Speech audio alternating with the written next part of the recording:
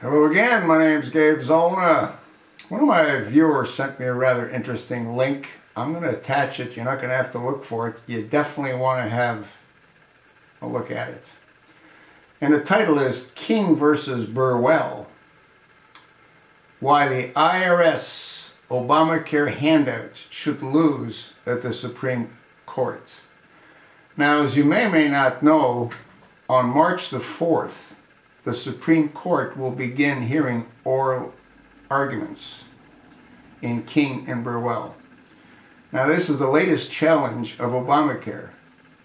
What this challenge is about is the subsidies. The law, as written in Obamacare, is very clear. It says only states that offer their own state exchanges will allow their citizens to receive subsidies determined by the IRS and their various applications based on income, etc., etc. Well, what ended up happening is Obama, as you may or may not know, has made countless changes to Obamacare with his pen. This is one area that they slipped and did not change. And again, the law is very clear and specific.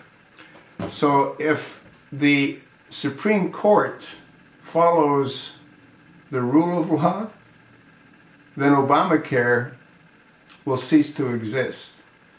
Because at the present time, all citizens in all states, excluding and including those that do not have state-sponsored exchanges, have government exchanges, receive subsidies. That's not what the law states. And again, if those subsidies are taken away, I believe there's 37 states that did not open up their own state exchanges.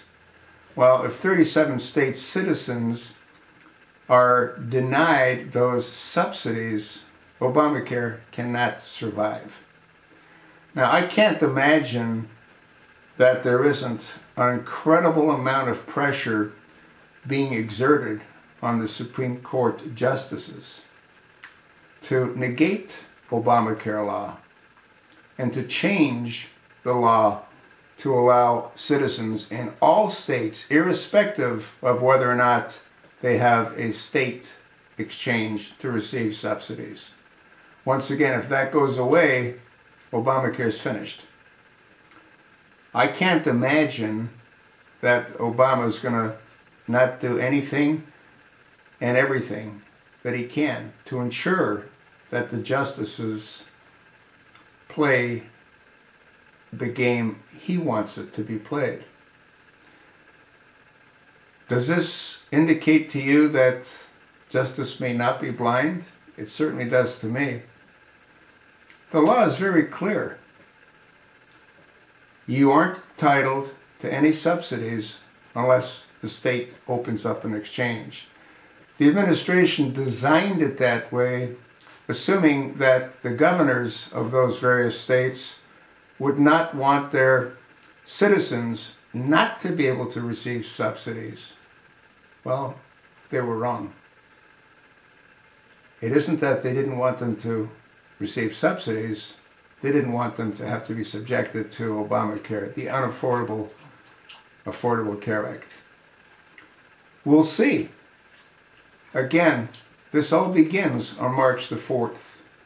Now, I have no idea how long these hearings might take place, nor do I have any idea as to when the court might rule based on the information that's presented to them. Typically, it does take a significant number of months before we hear on the justices' decisions. We've got Elena Kagan, who was appointed by Barack Hussein Obama, who wasn't even a judge. She was the attorney that buried his past. We've got Sonia Sotomayor that Obama put on the Supreme Court. She's also a staunch Democrat. I think the two of them are also lesbians. That's just my opinion. Not that I care about their sexual preferences, but they're also going to be ruling on whether or not states all have to mandate and agree to allow their citizens to get married. Justice is not blind. The Supreme Court is a joke. Justice John Roberts is the one that's responsible for what the American people are going through and the loss of billions of dollars wasted on Obamacare, when he said that the government can in fact tax. And it didn't have to come from the House of Representatives, which are the only ones that are supposed to be able to tax. But that's a different story. Justice John Roberts has his own reason, and I think it's got to do with his adopted daughters that came from Ireland. And only Irish citizens, to the best of my knowledge, are able to adopt Irish children. Might that be why he rolled over? Might that be why he'll roll over again? Think about it. I already have.